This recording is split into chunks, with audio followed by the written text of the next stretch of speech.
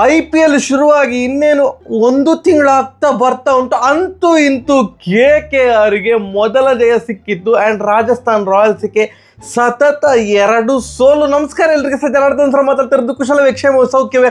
Welcome back to Ganesh Karanth cricket talks YouTube channel. ನಿನ್ನೆ KKR ವಿಕ್ಟರಿಯಲ್ಲಿ ಮಹತ್ತರ ಪಾತ್ರ ವಹಿಸಿದ್ದು ನಾಂದ್ರೆ ಬರ್ಗರ್. ನಿಜ, ಯಾಕಂತಂದರೆ ಅವರೊಂದು ಕ್ಯಾಚ್ ಬಿಟ್ಟರು ರಿಂಕು ಸಿಂಗ್ ಅವರಿದು.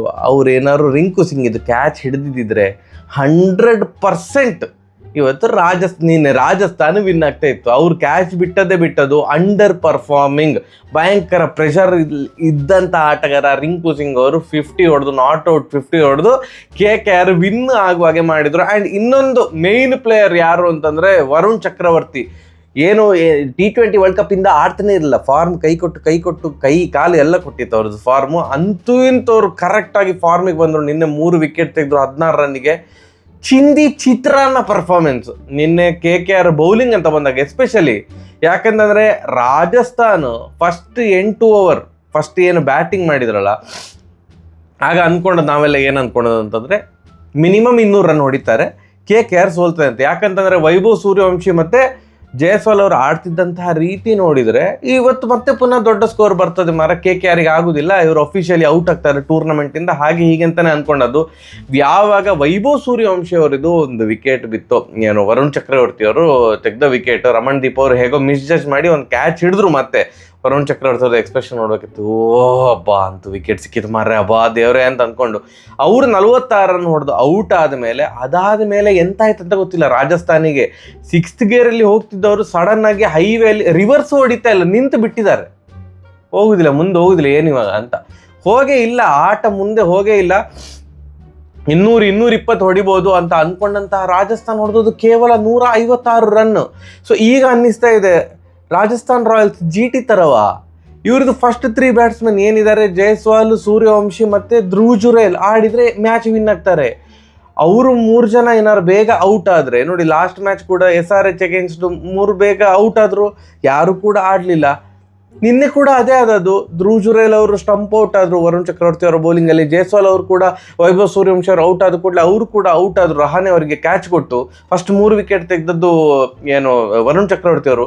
ಅದಾದಮೇಲೆ ಯಾರೂ ಆಡಲಿಲ್ಲ. ಅವರ ಕ್ಯಾಪ್ಟನ್ ಪರಾಗ್ ಬಗ್ಗೆ ಯಾರು ಮಾತಾಡ್ತಾ ಇಲ್ಲ. ನಾವು ಸುಮ್ಮನೆ ಅಂಡರ್ ಪರ್ಫಾರ್ಮಿಂಗ್ ರಹಾನೆ ಅದು ಇದು, ಅಲ್ಲಿ ಇನ್ನೊಬ್ರು ಇದ್ದಾರೆ, ಪರಾಗಿದು ಈ IPL ಅಲ್ಲಿ ಹೈಯೆಸ್ಟ್ ಸ್ಕೋರ್ 20ಕ್ಕಿಂತ ಮೇಲೆ ಹೋಗಲಿಲ್ಲ. ರಹಾನೆ ಬೆಟರ್, ರಹಾನೆ ಒಂದು ಫಸ್ಟ್ ಮ್ಯಾಚಲ್ಲಿ ಚೆಂದ ಮಾಡಿ ಆಟ ಆಡಿದರು. ಇಲ್ಲಿ ಅಂದರೆ ಅವರ ಮ್ಯಾಚ್ ವಿನ್ ಆಗ್ತಾ ಇತ್ತಲ್ಲ, 4-4 ಎಲ್ಲ ವಿನ್ ಆದಾಗ ರಾಜಸ್ಥಾನ ಹಾಗೆ ಹೀಗೆ ಯಾರು ಪರಾಗ ನೋಡಿರಲಿಲ್ಲ. ಈಗ ಕಾಣ್ತಾ ಉಂಟು ಪರ್ಫಾರ್ಮೆನ್ಸ್. ಅಣ್ಣ ಎಲ್ಲಿ ಬ್ಯಾಟಿಂಗ್, ರಹಾನೆ ಅವ್ರನ್ನು ಇದು ಯಾರು ಪರಾಗ್ ಅವ್ರನ್ನ ವರುಣ್ ಚಕ್ರವರ್ತಿ ಅವರು ಬೋಲ್ಡ್ ಮಾಡಿದ್ದು. ಹಾಗಾದರೆ ಜೈಸ್ವಾಲ್ ಅವ್ರದ್ದು ವಿಕೆಟ್ ಐ ಥಿಂಕ್ ನರೇನ್ ತಗೊಂಡದ್ದು ಅಂತ ಅಂದ್ಕೊಳ್ತೇನೆ. ಬಟ್ ಎಲ್ಲಿ ಕೂಡ ಮತ್ತೆ ಟೇಕ್ ಆಫ್ ಆದದ್ದು, ಡಮ್ ಅಂತ ಇಳಿದದ್ದು, ಮತ್ತೆ ಎಲ್ಲೂ ಹೋಗೇ ಇಲ್ಲ. ಸ್ಕೋರ್ 156 ಮಾತ್ರ ಹೊಡೆದದ್ದು. ರಾಜಸ್ಥಾನ್ 156 ರನ್ ಹೊಡೆದಾಗ ಓಕೆ, ಇದು KKR ಇದನ್ನು ಚೇಸ್ ಮಾಡ್ಬೋದು ಅಂತ ಅಂದ್ಕೊಳ್ಳೋದು. ಬಟ್ KKRದು ಸ್ಕ್ರಿಪ್ಟ್ ಬೇರೆನೇ ಇತ್ತು.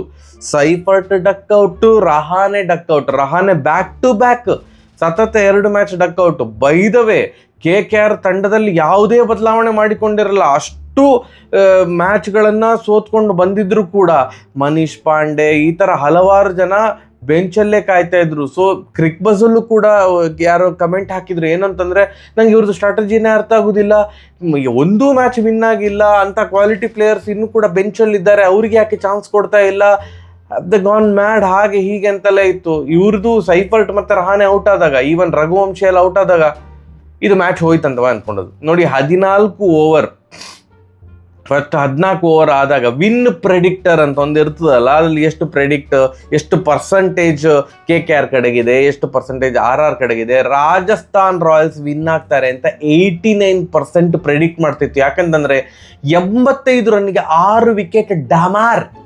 ರಾಜಸ್ಥಾನದ ಫಸ್ಟ್ ವಿಕೆಟ್ ಹೋದದೆ 81 ರನ್ನಿಗೆ, ಇವ್ರದ್ದು 85 ರನ್ನಿಗೆ 6 ವಿಕೆಟ್ ಹೋಗಿದೆ. 14 ಓವರ್ ಆಗಿದೆ, ಇನ್ನೂ ಕೂಡ ವಿನ್ ಆಗಲಿಕ್ಕೆ 70+ ರನ್ಸ್ ಬೇಕು.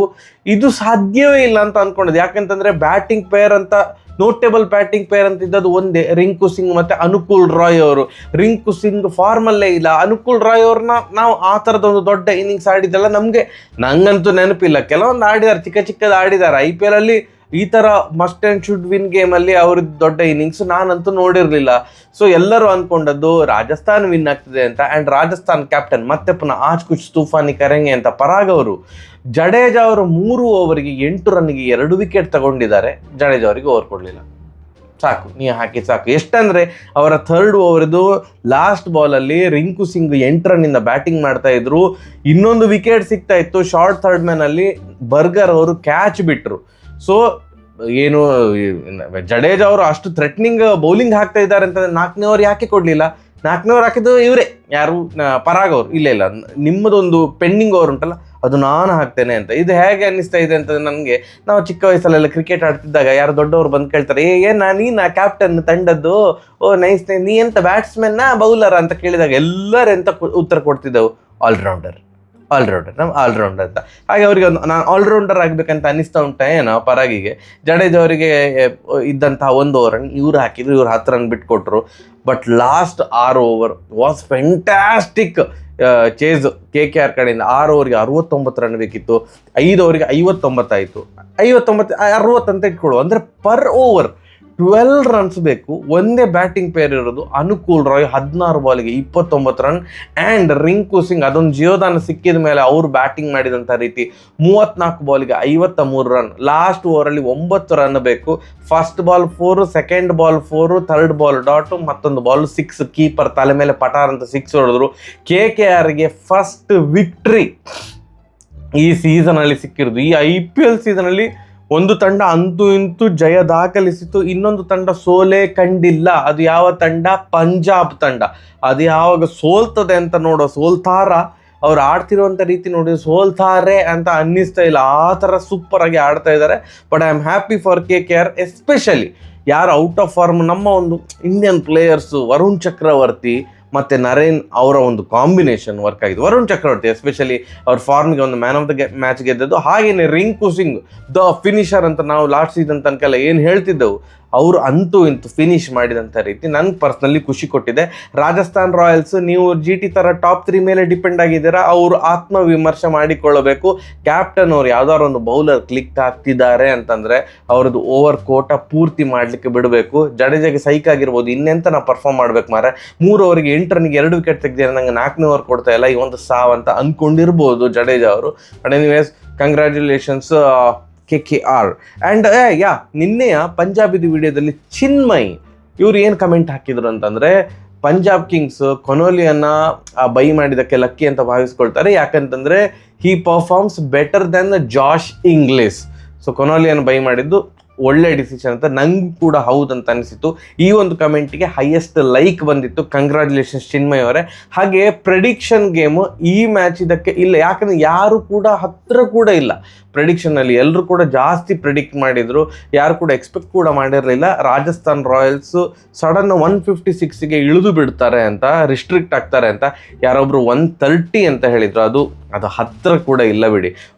ಎಲ್ಲ 180 ಮೇಲೆ ಪ್ರೆಡಿಕ್ಟ್ ಮಾಡಿದ್ರು, ಇಲ್ಲ ಇದ್ರೆ 130, 120 ಪ್ರೆಡಿಕ್ಟ್ ಮಾಡಿದ್ರಿ. ಸೊ ಆದ್ದರಿಂದ ಪ್ರೆಡಿಕ್ಷನ್ ಗೇಮಲ್ಲಿ ಯಾರೂ ಕೂಡ ವಿನ್ ಆಗಿಲ್ಲ.